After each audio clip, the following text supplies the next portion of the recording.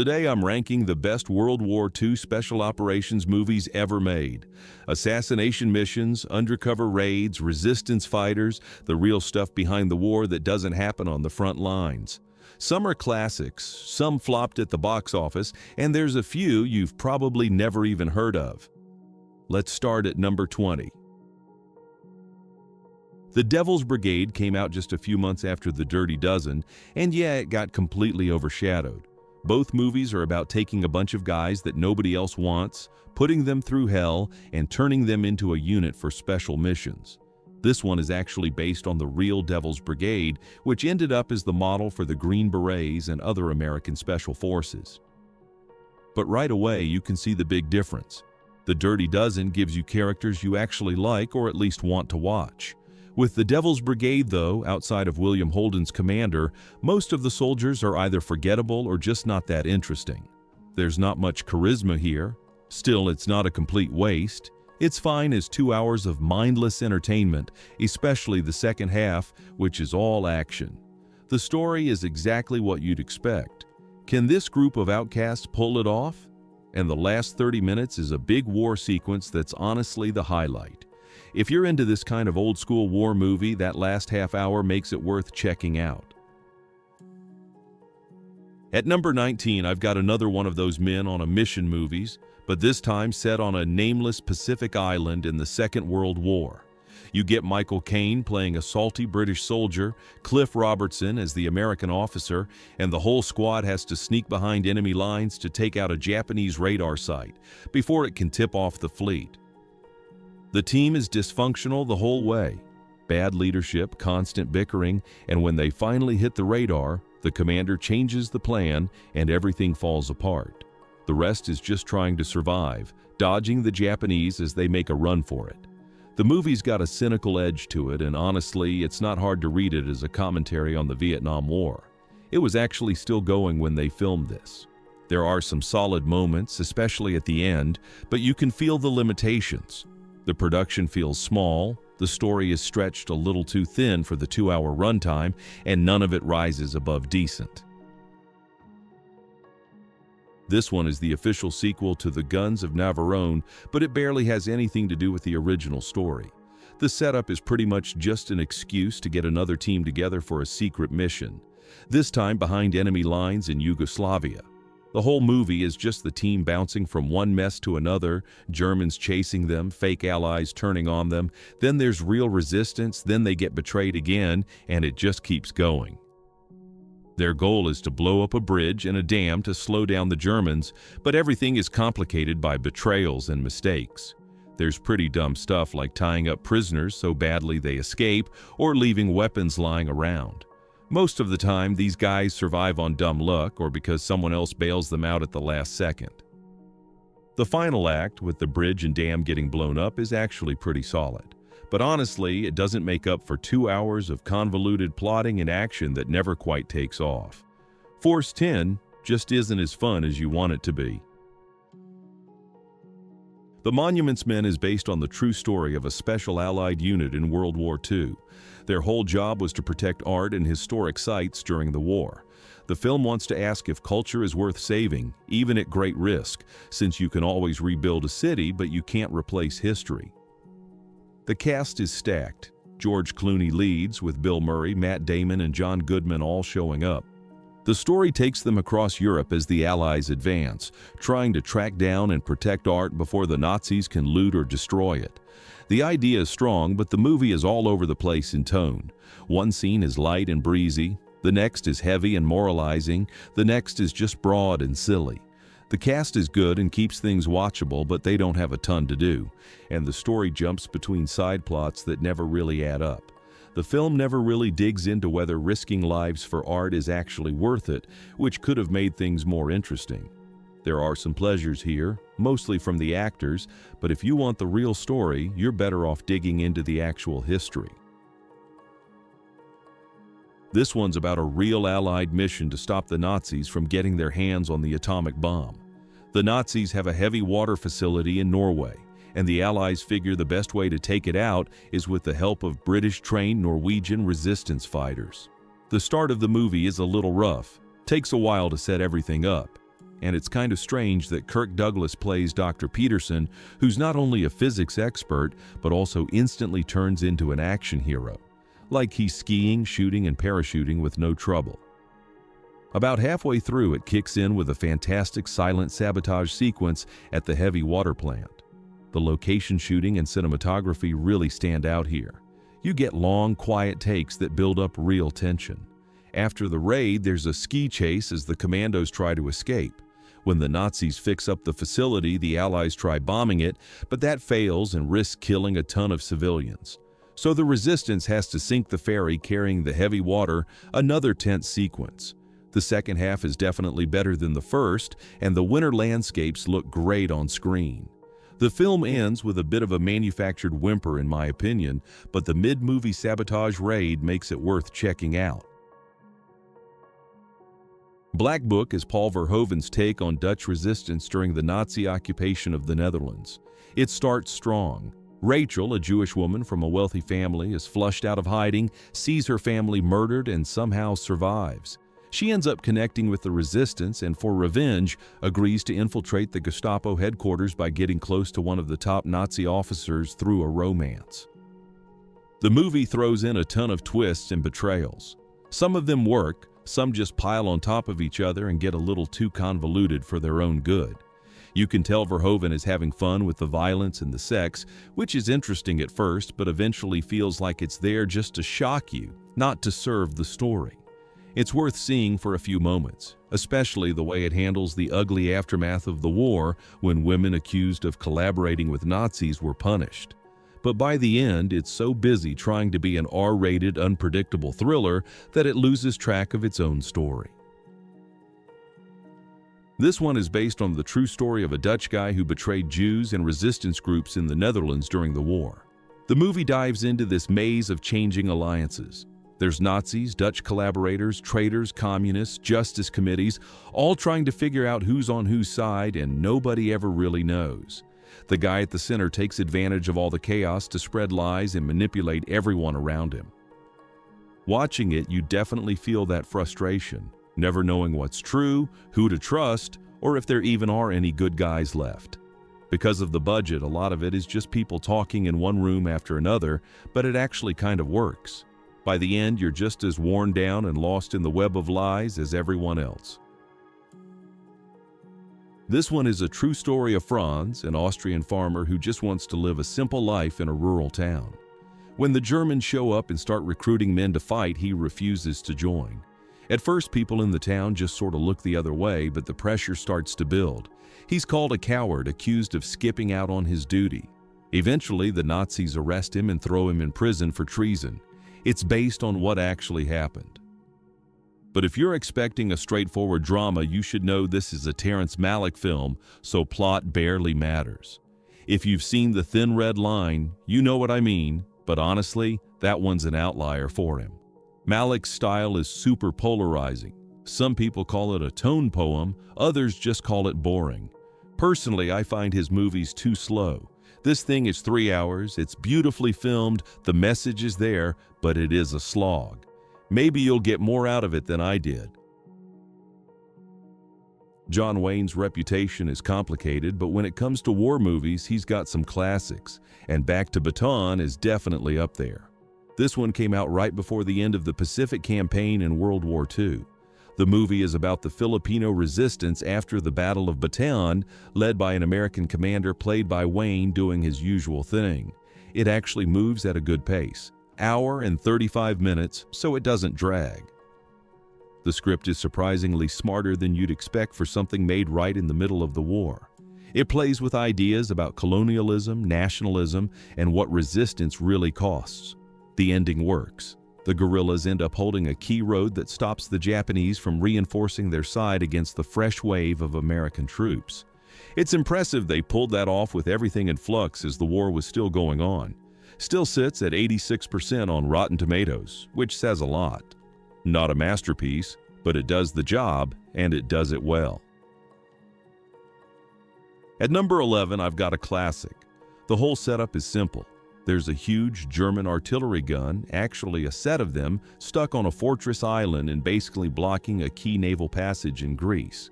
The Allies have to get a rescue armada through, but those guns need to be taken out first. So they put together a team to infiltrate the island and blow up the guns. Gregory Peck leads the group, the cast is stacked, and you can tell the film wants to be more than just action. There's a lot going on with shifting allegiances, moral dilemmas, and double crosses, and it definitely tries to be layered and smart.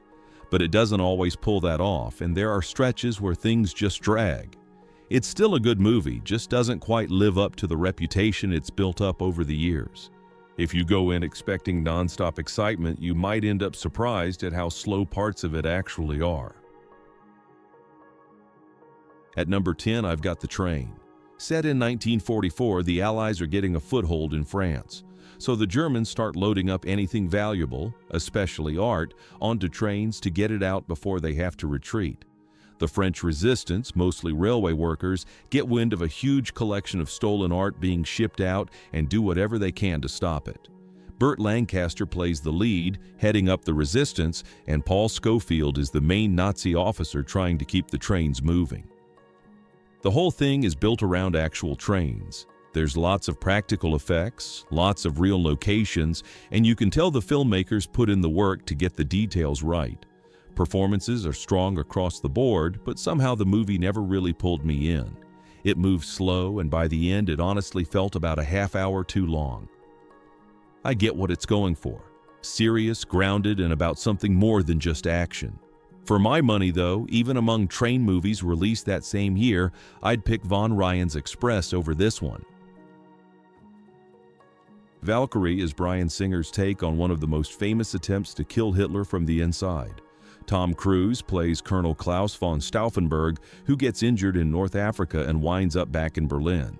And now he is working with Nazi officials who are already deep into planning assassination plots. Cruise is all in here, and he's solid, but honestly, the character's written so stiff he barely gets a chance to be interesting. The same goes for the rest of the cast. They're all just kind of there, moving through the story, not really making much of an impact on their own. What is interesting, though, is just seeing how complicated this plot actually was. The movie does a good job showing how tangled and risky the whole plan was, and there are a few genuinely tense sequences. But as a whole, it just never really comes together into anything more than a decent suspense movie. You'll learn a lot, you'll be engaged, but you probably won't get pulled in emotionally. Army of Crime is set in occupied Paris. Germans are rounding up Jews, hunting communists, and coming down hard on any kind of resistance. The film starts by throwing you into the lives of all these different people, Jews, immigrants, and communists. At first, it's just some little stuff. Leaflets, sabotage, small attacks. Then you meet Misak, an Armenian poet and communist. He gets arrested, sent to a camp, and ends up signing a paper saying he's not a communist. He hates himself for it, but it gets him out. Back in Paris, Misak is pulled into a real resistance network. All these people get pushed into a more organized resistance. The film does a solid job showing the mechanics of how these cells operated, how they hit targets, how some plans went sideways, and how the French themselves often did the Germans' dirty work by informing and collaborating. Some just wanted to stay safe, but a lot simply hated Jews, immigrants, and communists, so they sided with the Nazis. The German propaganda called them the Army of Crime. That's where the title comes from. It's a strong, detailed look at how the real Paris resistance worked. The movie is at its best when it just shows you how these networks came together and how tough it was to stay alive. Army of Crime isn't the most moving or dramatic movie in the genre, but it's one of the most informative. I'll be honest, Army of Shadows took me a while to get into. For the first 20 minutes or so, I had no clue what was happening or why. It just drops you into the world of the French resistance, and there's basically no exposition and nothing spelled out. You have to piece it together as you go. But once you get it, the film starts to connect and it all falls into place. It's not a linear story. You don't follow one group from start to finish. Instead, you get a bunch of vignettes, scenes that drop you into moments with these resistance fighters. The center of it all is Lino Ventura. He plays the main character and everything ties back to him. Along the way, you get a real sense of what it was like to actually be part of the resistance, the constant danger, the way people operated day to day. It's one of the most grounded, realistic depictions of the French resistance you'll see. The whole thing can feel a bit slow and scattered at times, but that's also part of what makes it work. There's nothing romanticized about it, just a very sober look at what these people lived through. This is a sneaky film. The trailer makes it look like it's just about an attempt to assassinate Hitler, but the actual assassination attempt happens in the first 10 minutes and our main character Elser is caught almost right away. He's immediately hauled in by the Nazi leadership and the story shifts to his interrogations. That's where the movie flips on you. Instead of just being about a failed assassination, it becomes about how Germany changed as Hitler rose to power. Through Elser's story, you get flashbacks to his life. How his small German town gradually bought into anti-Semitism, the rise of the Nazi Party, and the slow slide into fanaticism. It's a look at how normal people can get pulled along by history until they're in too deep to see what's really happening. The movie digs into the psychology of everyone involved, not just Elser, but also the Nazis running his interrogation. They can't believe he acted alone. Even when they check his story and see he's telling the truth, they're under pressure from higher up. Hitler himself wants to know who else was behind it. There's this power dynamic at play. The interrogators start to doubt what they're doing, but they're stuck because the top brass refuses to accept the truth. It's not what the trailer promises, but it's a lot deeper and way more interesting than just another Hitler assassination story. The story here is simple. 12 Norwegians trained by the British are sent back into Norway to sabotage the Nazis. Everything goes wrong. Only one of them, Jan Balsrud, makes it out alive. The whole movie is just tracking his escape, trying to survive against both the German army and the brutal nature all around him. He has to make it across the fjords into neutral Sweden. They shot this on real locations, and you can feel it. The snow, the ice, the mountains, all of it comes through. What I really like is how every time Jan runs into people, he brings this ethical dilemma with him. Helping him is the right thing to do. It's pro-Norway, but you're risking your own life and your family's lives by sheltering a wanted man. And yet over and over, people choose to help. It's got a bit of the Revenant vibe, man against nature, but with a lot more actual decency from everyone he meets. Great survival movie with a real human core. The Great Raid covers a real rescue mission in the Philippines. After Pearl Harbor, the Japanese took over the Philippines and captured a ton of American and Allied soldiers. Most died either on the infamous Bataan Death March or in the camps. By late 1944, the U.S. invades southern Philippines and finds out there's a prisoners' camp with nearly 500 men, only 30 miles from the front lines. But the fear is the Japanese will kill all the prisoners before they can be liberated. So a group of Army Rangers is pulled together for a rescue. The movie splits its focus. You follow the prisoners in camp, the Rangers making their way through the jungle, and the local resistance helping out. It's adapted from two different novels, so you get more depth on the characters and the way the resistance actually worked, plus all the planning and moving parts needed for the raid. The pace can drag a bit. The Rangers set out in the first act, and it takes a long time to actually get to the action. But when they do, it's worth it. The raid itself is tense, well shot, and you know exactly what's happening and why. It's one of the best full-length looks at a real American Special Forces operation. Yeah, it has some slow patches, but when it pays off, it really works. This one's based on true events. Two assassins working with the Danish resistance during World War II. One's called Flame, the other's Citron. At first, they're only supposed to take out Danish Nazis, but pretty soon their boss, who takes orders from the British, has them targeting high-ranking German officers as well. That's when things get complicated. Flame and Citron start to suspect their own leader is just using them to kill his personal enemies, not Nazis. So trust breaks down and you end up with this story that's more like a gangster film than a standard war movie. Everyone's got their own motives, people playing both sides, and you get that mafia movie vibe where you never really know who's on what side. Not a surprise, honestly. Plenty of resistance fighters were tied up in organized crime anyway. It's a solid film, especially if you want to see how messy and morally gray resistance work actually was. You get double crosses, shifting loyalties, and that feeling that nothing is black and white. Number 2 is Anthropoid, named after the real Operation Anthropoid, the mission to assassinate Reinhard Heydrich, who was one of the main architects of the Holocaust. Jamie Dornan and Cillian Murphy play British-trained Czech resistance fighters parachuting into Czechoslovakia to link up with the locals. They're sent to kill Heydrich, but even the resistance has doubts. Taking out a Nazi leader is one thing, but the risk is massive. If they succeed, the Germans will go after civilians in a big way. That tension runs through the whole movie. Heydrich is absolutely a monster, but the question is it worth the blowback? The film nails 2 big things.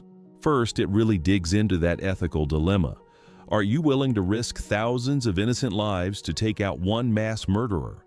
And second, the last act is a straight-up siege. The assassins end up holed up in a church, surrounded by Nazis, holding them off as long as they can. The last 20 minutes is just pure tension, one of the best standoffs you'll see in a modern war movie. The aftermath is brutal.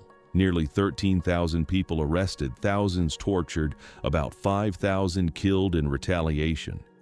You walk away thinking whether it was worth it. The movie doesn't give you an answer, but it absolutely makes you think about it. The Final Days is hands down the best movie ever made about real resistance. Not the kind with guns, but the kind that's about standing up for what you believe, no matter what it costs. It's based on the true story of Sophie, a 21-year-old university student in Nazi Germany. She and her brother Hans were part of the White Rose. It was a small, non-violent resistance group that wrote and secretly distributed anti-Nazi pamphlets, trying to wake people up to what was happening. The movie focuses on the last days of Sophie's life. She and Hans go to Munich University to spread their latest pamphlet, but they get spotted, arrested, and dragged in for questioning by the Gestapo. Most of the movie is just Sophie facing off against her interrogators. The trial comes fast, a complete sham, and ends the way you expect. But the film never tries to make Sophie and Hans into superheroes. It's just about their moral clarity. There are a couple of lines that say everything. Hans says, "If you and Hitler weren't afraid of our opinion, we wouldn't be here." And when asked why she risks so much, Sophie just says, "Because of my conscience." The film isn't showy, but it's powerful. It's about someone refusing to go along with evil, even when the cost is everything. If you want to see a true story of standing up to the worst, this is it.